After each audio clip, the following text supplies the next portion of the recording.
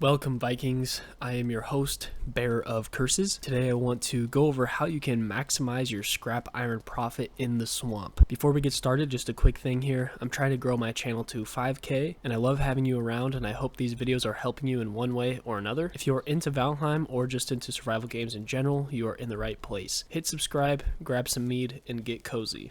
Sitting by the fire the other day at my base, and I was thinking about some ways you can easily maximize your scrap iron profit without having to go back to your base, and I came up with a list of things to help you be able to get into the swamp and get what you need and get out without having to make dozens of trips. The first thing you're going to want to do is make sure you have plenty of the best food you can get and the best armor available to you at the time, which I highly recommend the fully upgraded troll armor for its light, and if you use a shield and are a parry king, this armor will do just fine. Next, when these things are available to you, make sure to bring enough wood to make a crafting table and a chest. When you have these items gathered up, go ahead and craft a cart and path away from your base to the swamp. Now this is definitely completely optional, but if you find yourself in the swamp trying to go over these little island type things, pathing away and raising the ground will make you be able to carry your cart with you, plus make it easy to traverse the swamp biome. Now you don't have to do it all the way from your base, but having it at least pathed in the swamp part will help a ton.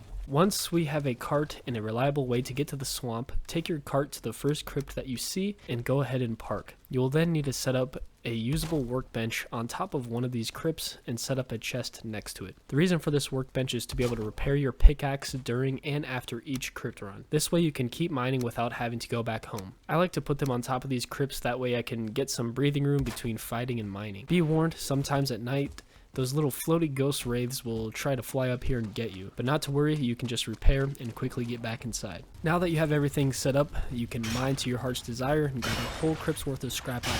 The fun part about this as well is that if you brought enough food to sustain yourself, you can easily set something up like this at each crypt. After getting the scrap iron from the crypt, I like to put it all in the chest on top to store that away. That way I'm not overburdened with my scrap. If you want to, you can break your cart and place the materials inside so that it does not get destroyed. After the crypt is cleared, path away to the next crypt. That way you know your cart will make it across easily. You can break the torches outside a cleared crypt to know that you have cleared it, as well as mark it on your map. Now that one crypt is cleared and you have the path to the next crypt, repeat all of these steps. Now fill your cart with scrap iron, and even if it gets full, you can still fill your chests with the scrap iron so that you will not have to come back and mine. Just keep hopping crypt to crypt and fill up your chests.